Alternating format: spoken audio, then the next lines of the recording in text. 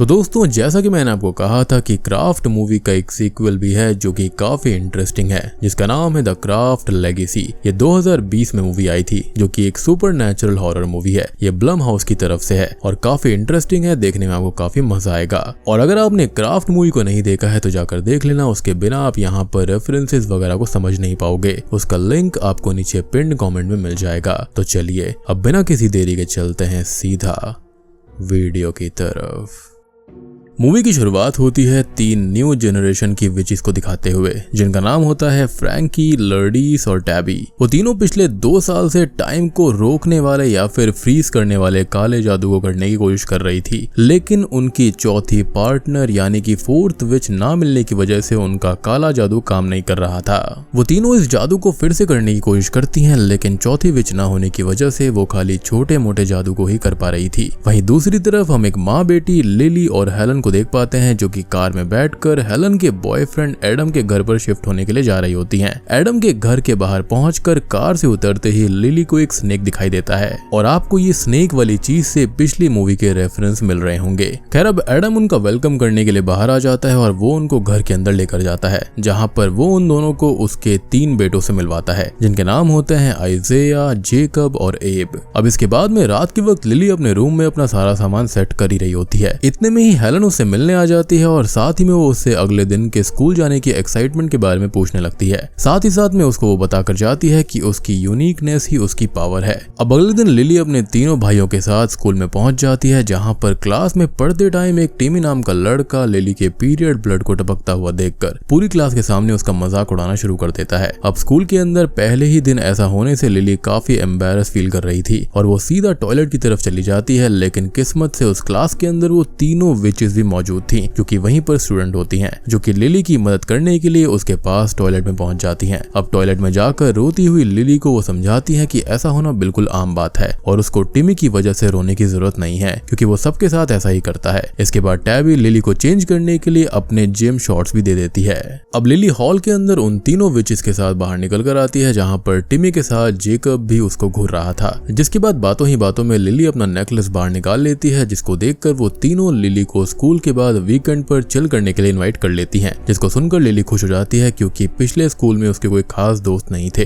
अब लिली घर पर आकर अपनी माँ यानी कि हेलन को ढूंढ रही होती है, जहाँ पर घर पर लगे पोस्टर से उसको ये पता चलता है कि एडम यानी कि उसके स्टेप फादर मर्दानगी पर बोलने वाले एक पब्लिक स्पीकर और एक राइटर हैं। साथ ही साथ उसे उस घर के अंदर दूसरी तरफ किसी लड़की के चिल्लाने की आवाज आ रही थी, और जब वो पास जाकर रूम का दरवाजा खोलकर देखती है तो उसको पता चलता है कि उसके तीनों स्टेप ब्रदर्स में से एक लैपटॉप के ऊपर गलत वीडियो देख रहा था। अब रात को डिनर के वक्त एडम बारबेक्यू कर रहा होता है और बजते म्यूजिक के बीच में लिली और हेलन भी काफी एंजॉय कर रही थी। अब इसके बाद में लिली अपने रूम में आकर देखती है कि उसकी जीन्स, जो कि स्कूल में पीरियड ब्लड से पूरी तरह गंदी हो गई थी, वो किसी ने पूरी तरह साफ कर दी है। लिली को लगता है कि ये उसकी मॉम का काम है, इसलिए वो हेलन को थैंक्स भी कहती है, लेकिन उसकी मॉम उसको कहती है कि उसे जीन्स के बारे में कोई भी जानकारी नहीं है और हो सकता है कि ये काम एडम का होगा, जो कि काफी वियर्ड था। जिसके बाद लिली को नहा कर आने के बाद भी स्नेक्स दिखाई देते रहते हैं, जिसके तुरंत ही बाद वो नींद से जाग उठती है, जिसका मतलब ये था कि ये सब वो शायद अपने एक ड्रीम के रूप में एक्सपीरियंस कर रही थी। अब अगले दिन स्कूल पहुंचने पर टिमी लिली का उसके पीरियड्स को लेकर मजाक उड़ा रहा था, जहां पर वो तीनों विचेस भी मौजूद होती हैं। वैसे तो जेकब भी उसको रोक रहा था, लेकिन जैसे ही लिली टिमी को हटाने के लिए अपना हाथ बढ़ाती है, तभी टिमी दूर जाकर गिरता है, यानी कि उसने अपनी टेलीकिनेसिस पावर्स का इस्तेमाल किया, जिसके लिए लिली और टिमी दोनों को रिटेंशन के लिए स्कूल के बाद रुकना पड़ता है। लेकिन रिटेंशन के दौरान ही लिली को एक आवाज सुनाई देती है, जो कि उसे सारा सामान लेकर टॉयलेट में आने के लिए कह रही थी। जिसके बाद वो बाहर आती है तो वो तीनों विचेस उसको बताती है कि वो उनमें से ही एक है और उन्होंने उसके साथ टेलीपैथी के जरिए बात करी है। जिसके बाद में वो तीनों उसको बता देती हैं कि उनको विचेस कहा जाता है, यानी कि जो लिली है वो एक विच है और वो तीनों भी यहाँ पर विचेस ही हैं। अब स्कूल से बाहर आने के बाद लिली उन तीनों को बोलती है कि ये सब उसके लिए बिल्कुल नया एक्सपीरियंस है, जिसको सुनकर वो तीनों बताती हैं कि ये सब उनके लिए भी एकदम नया है, क्योंकि उन्होंने भी कभी अपनी पावर्स पर फोकस करके किसी को कभी भी टिमी के जैसे दूर नहीं फेंका था। वो उसको बताती हैं कि किसी भी चीज को या फिर इंसान को सिर्फ अपने माइंड की पावर से हिलाना उनके काले जादू की पहली स्टेज है। टेलीपैथी के जरिए लिली से बात करना सेकंड स्टेज थी और थर्ड स्टेज लिली के लिए एक सरप्राइज था, और स्टेज 4 है शेप शिफ्टिंग, यानी कि किसी का भी रूप ले लेना, जिस पर फ्रैंकी बताती है कि अगर वो स्टेज 4 तक पहुंच जाती है तो वो क्रिस्टन स्टुअर्ट के रूप में बदलना चाहेगी। और आपको याद होगा कि लास्ट मूवी के अंदर जो विचेस की लीडर थी वो एंड में पहुंच गई थी मेंटल असाइलम के अंदर, और वो भी यहाँ पर शेप शिफ्टिंग कर सकती थी। एनीवेज अब यहाँ पर लिली ये सारी बातें सुनकर थोड़ी सी कंफ्यूज्ड हो जाती है और उन्हें सारी बातें धीरे धीरे बताने को कहती है, जिसके बाद वो तीनों उससे उसके एंसेस्टर्स के बारे में पूछते हैं, जिनके बारे में लिली को कोई भी जानकारी नहीं थी। उसे बस ये पता था कि उसकी मॉम न्यू जर्सी में एक थेरेपिस्ट है, लेकिन इसके बाद फ्रैंकी के रिक्वेस्ट करने पर वो उनके साथ जुड़ जाती है। अब वो तीनों काला जादू करने के लिए लिली को जंगल की तरफ ले जाती है, जहाँ पर हमको पता चलता है कि लर्डीज असल में एक ट्रांसजेंडर है और कोई भी जादू शुरू करने से पहले वो विचेस एक सर्कल बनाती हैं जो कि उनकी पावर्स को होल्ड ऑन करके रखता है और बुरी पावर्स को बाहर रखता है। जिसके बाद वो चारों काला जादू करना शुरू करती है, जिससे कि वो टाइम को फ्रीज कर देती हैं, और ये देखकर वो चारों काफी एक्साइटेड हो जाती हैं, क्योंकि असल में यही उनके काले जादू की थर्ड स्टेज थी और इसी को तो वो स्टार्टिंग से ट्राई कर रही थी, लेकिन इसके लिए 4 विचेस की जरूरत होती है।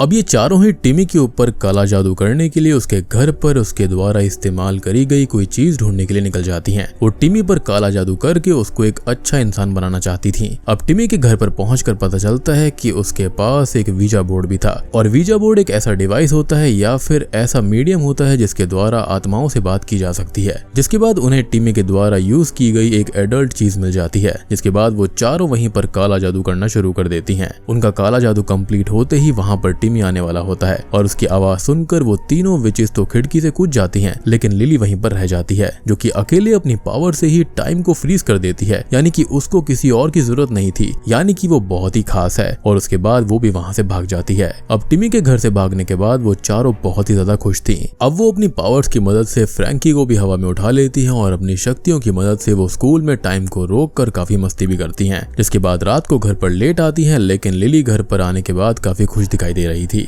तभी हेलन रूम में आती है, जिसके पीछे पीछे एडम भी लिली के कमरे में आ जाता है, जो कि एक हफ्ते की बिजनेस ट्रिप से लौट कर आया था, जो कि लिली से टिमी को मारने के बारे में पूछता है, लेकिन अपने सेल्फ डिफेंस में कुछ बोलने से पहले ही एडम लिली को गलत साबित कर देता है। साथ ही साथ वो ये भी बोलता है कि अगर उसके भाइयों ने ऐसा किया होता तो वो वायलेंस को बिल्कुल भी टॉलरेट नहीं करता। वो लिली से कहता है कि उसने उसको काफी डिसअपॉइंट किया है और वो वहां से चला जाता है। जिसके बाद आधी रात को सोते वक्त लिली को नीचे कमरे से हेलन और एडम के झगड़े की आवाजें आ रही थी, जिसकी वजह से वो सो नहीं पाती। अब वो उठकर घर के बाहर चली जाती है, जहाँ पर एडम का सबसे छोटा बेटा एब भी बैठा हुआ था, जो कि लिली को बताता है कि उसके पिता ऊपर से भले ही सख्त इंसान हैं, लेकिन वो दिल के बहुत अच्छे हैं, इसलिए खाली उनकी बातें सुनने के लिए उन्हें पूरी दुनिया में बुलाया जाता है। खैर अब अगले दिन क्लास के दौरान एक जेरेमी नाम का लड़का काफी भद्दे कमेंट्स पास कर रहा होता है, लेकिन टिमी यहाँ पर ये सब सुनकर काफी परेशान हो जाता है और उसकी शिकायत प्रिंसिपल तक से कर देता है। और इसको देखकर ये पता लग जाता है कि टिमी अब काफी सेंसिटिव और अच्छा बन चुका था।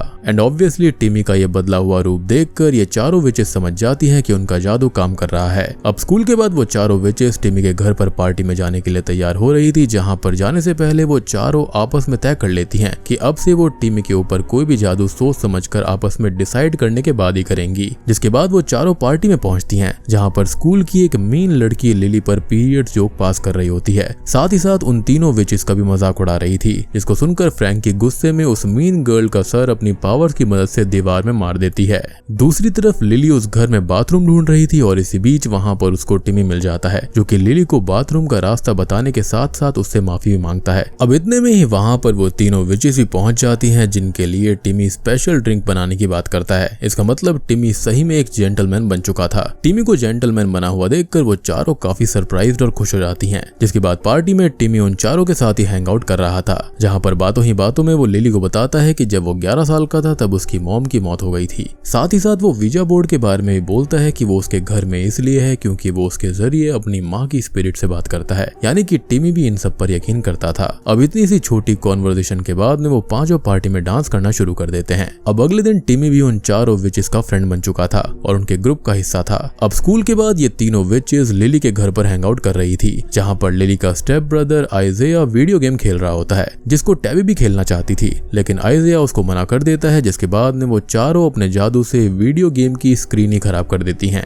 यानी कि अगर वीडियो गेम उनका नहीं होगा तो किसी का भी नहीं होगा। अब यहाँ पर टिमी भी अपने दोस्त जेकब के साथ स्टडी करने के लिए आया हुआ था, जो कि उन विचेस को देखकर उनके साथ हैंग आउट करने चला जाता है, लेकिन टिमी को वहाँ पर देखते ही आइज़िया वहाँ से निकल लेता है। जिसके तुरंत ही बाद लिली के कमरे में आकर वो पांचों 2 ट्रूथ और 1 लाई नाम का एक गेम खेलना शुरू करते हैं, जहाँ पर टिमी बताता है कि वो अपने दोस्त के भाई यानी कि आइज़िया के साथ मेक आउट कर चुका है। जी हाँ, साथ ही साथ में ये बात उसने अपने बेस्ट फ्रेंड जेकब को भी नहीं बताई बताई है और इसलिए ही आइज़ाया टिमी के आते ही वहां से उठकर चला गया था। जेकब आगे बताता है कि इसका मतलब ये नहीं है कि उसको सिर्फ लड़कों में इंटरेस्ट है, बल्कि उसे लड़कियों के साथ भी मेकआउट करना उतना ही पसंद है, यानी कि वो बाइसेक्सुअल है। अब अपने दिल के ये गहरे राज बताते हुए टिमी रोने लगता है क्योंकि ये बात उसने इससे पहले किसी को भी नहीं बताई थी। जिसके बाद टिमी लिली की फैमिली के साथ ही डिनर कर रहा होता है, जहाँ से आइज़ाया अब भी गायब था। डिनर करने के बाद में लिली अपने रूम में आती है, जहाँ पर उसे टिमी की स्वेटशर्ट पड़ी हुई मिल जाती है, जिसको वो अपने सीने से लगा लेती है क्योंकि वो मन ही मन में टिमी से प्यार करने लगी थी। इसलिए वो टिमी के ऊपर लव स्पेल कर देती है। जिसके बाद वो बेड पर लेटकर उस स्वेटशर्ट के साथ ही टिमी के बारे में सोचने लगती है, लेकिन तभी अपनी स्वेटशर्ट को ढूंढते हुए टिमी वहां पर आ जाता है। इसको देखते ही लिली उस स्वेटशर्ट को अपने बिस्तर में छुपा लेती है। जिसके बाद टिमी लिली के द्वारा खींची गई फोटोज को देखने लग जाता है और फोटो देखते हुए टिमी लिली को बताता है कि लिली के सामने अपने दिल का राज बताकर अब वो काफी हल्का फील कर रहा है। जिसके बाद वो और टिमी काफी करीब आ जाते हैं, लेकिन इतने में ही एडम टिमी को ढूंढते हुए वहां पर आ जाता है, जो कि काफी अजीब था। जिसके बाद उसको वहां से जाना पड़ता है। अब स्कूल में टीचर पूरी क्लास को इन्फॉर्म करते हैं कि टिमी की मौत हो चुकी है। जी हाँ, और उसकी मौत को एक खुदकुशी बताया जा रहा था। टिमी की मौत से चारों विचेस काफी सदमे में थी और वो टिमी की डेथ का जिम्मेदार अपने आप को समझ रही थी। लेकिन तभी लिली उनको बताती है कि टिमी कल रात को उसके रूम में आया था, उन दोनों ने किस भी की थी और उसने टिमी के ऊपर लव स्पेल का भी इस्तेमाल किया। इस बात को सुनकर बाकी विचेस लिली पर काफी नाराज होती हैं, क्योंकि उसने बिना किसी को बताए ही टिमी के ऊपर लव स्पेल कर दिया था, जबकि वो पहले से ही उनके पहले वाले स्पेल के अंदर था। जिसके बाद टैबी ये डिसाइड करती है कि उनको काला जादू अब नहीं करना चाहिए और थोड़ा सा ब्रेक लेना चाहिए, जिससे कि बाकी की विचेस भी सहमत होती हैं, क्योंकि उनको लग रहा था कि 2 स्पेल्स एक साथ करने की वजह से ही टिमी की मौत हुई है। अब इन सब चीजों की वजह से लिली को रात में नींद नहीं आ रही थी, इसलिए जब वो नीचे आकर देखती है तो ये पाती है कि एडम हॉल में अपने तीनों बेटों और कुछ गेस्ट के साथ मिलकर एक इवेंट कर रहा था, जहाँ पर वो बता रहा होता है कि अगर उनमें से एक भी कमजोर पड़ा तो वो सब भी कमजोर हो जाएंगे। इसलिए एडम वहाँ पर मौजूद लोगों को उनकी कमजोरी को बाहर निकालने के लिए कह रहा था। साथ ही साथ में वहाँ पर वो टिमी को कमजोर बोल रहा था। जिसके बाद दोबारा लिली को नींद नहीं आ रही थी और इस बार जब वो हॉल में जाती है तो वहाँ पर एडम उसके सामने आ जाता है। एडम लिली से उस दिन के लिए माफी मांगता है। साथ ही साथ वो लिली को बताता है कि उसे सिंगल पेरेंट होने के नाते तीनों लड़कों को पालने के लिए स्ट्रिक्ट रूल्स बनाने पड़े थे। साथ ही साथ वो लिली को अपनी फैमिली की पुरानी क्रेस्ट दिखाता है, जिसके ऊपर शॉकिंगली वही चीज बनी हुई थी जो कि लिली को अक्सर दिखाई देती है, जो कि है सांप यानी कि स्नेक्स। लेकिन इसके तुरंत बाद ही लिली एक बुरे सपने से जागती है और जागते ही वो हेलन को बताती है कि इस घर में एडम के साथ वो बिल्कुल भी सेफ नहीं है और उसको कुछ ना कुछ गलत महसूस हुआ है। इसलिए वो हेलन को वहां से जल्दी कहीं और चलने के लिए कहती है। जिसके बाद हेलन भी उसको खाली टिमी के फ्यूनरल तक रुकने को कहती है, जो कि काफी शॉकिंग बात थी एक हॉरर या फिर सुपर नेचुरल मूवी के अंदर, कि कोई माँ अपने बच्चे के ऊपर इन चीजों के लिए भरोसा कर रही थी। लेकिन इसके पीछे भी एक राज है जिसके बारे में हम थोड़ी देर में जान पाएंगे।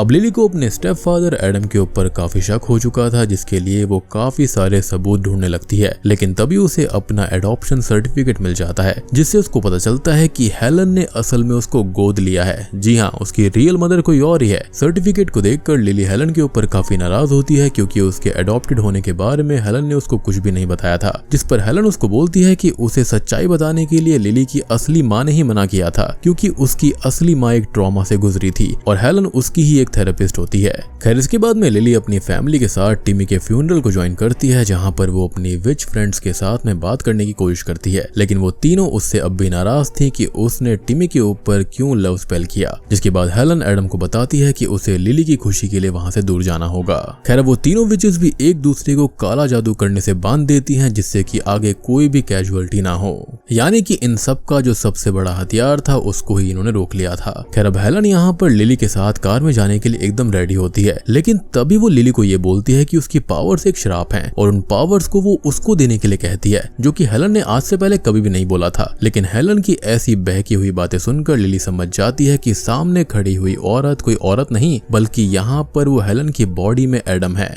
मतलब कि एडम यहाँ पर लेवल 4 वाले जादू पर था।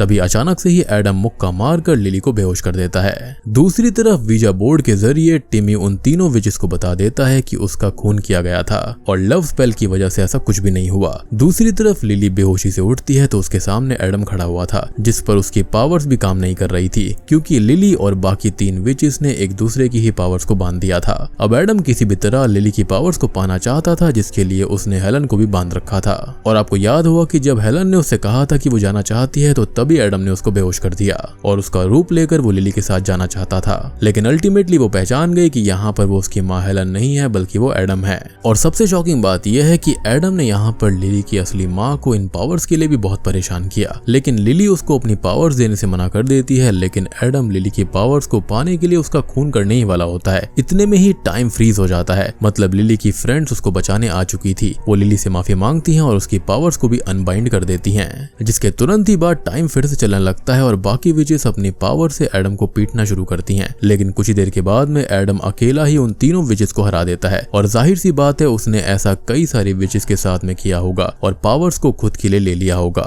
उनको बेहोश करने के बाद में वो लिली को बताता है कि पावर्स खाली मर्दों के हाथों में अच्छी लगती है जो कि सही से उसको इस्तेमाल करना जानते हैं। साथ ही साथ वो बताता है कि उसने टिमी का खून इसलिए कर दिया क्योंकि वो उन लड़कियों जैसा होता जा रहा था, यानी कि उसकी आइडियोलॉजी बहुत ही खराब थी।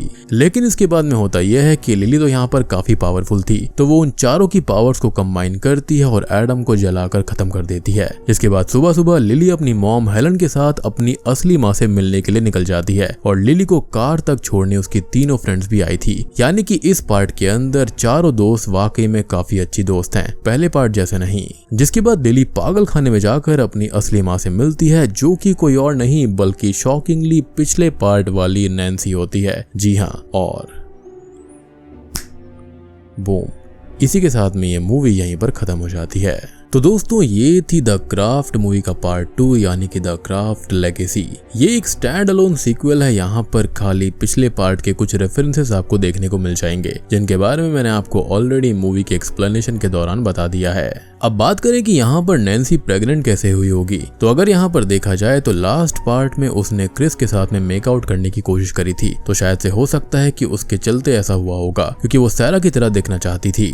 या फिर ये भी हो सकता है कि बाद में नैन्सी पागल खाने से छूट गई होगी और यहाँ पर उसने मेकआउट किसी के साथ में किया होगा, जिसके बाद में ऑब्वियस ही बात है कि उसकी मानसिक हालत बिल्कुल भी सुधरी नहीं थी और वो वापस से ही पागल खाने में पहुंच गई। या फिर ये भी हो सकता है कि अपनी बेटी को बचाने के लिए उसने खुद को पागल खाने में ही रहने दिया होगा ताकि एडम उसको बार बार ढूंढ ना पाए। लेकिन यहाँ पर ये खाली मेरी एजम्पशंस है, यहाँ पर मैं इनको बिल्कुल भी 100% श्योर नहीं मानूंगा क्योंकि ये एक स्टैंड अलोन सीक्वल है। तो स्टैंड अलोन का मतलब यही होता है कि पिछली मूवी के कुछ रेफरेंसेस यहाँ पर होते हैं और पूरी की पूरी कहानी काफी चेंज होती है। सबसे बड़ा चेंज यही है कि यहाँ पर जो चारों विचेस हैं जो कि न्यू जनरेशन की हैं, उनकी दोस्ती काफी गहरी है। आखिरी पार्ट में ऐसा नहीं हुआ था, वहां पर जेलेसी और ये सब चीजें काफी ज्यादा थी। तो उम्मीद करता हूँ कि आपको ये मूवी पसंद आई होगी। पसंद आई है तो वीडियो को लाइक कर देना, चैनल के ऊपर नए हैं तो सब्सक्राइब कर लीजिए। तो मैं आप सबको मिलता हूँ अगली वीडियो के साथ में, तब तक के लिए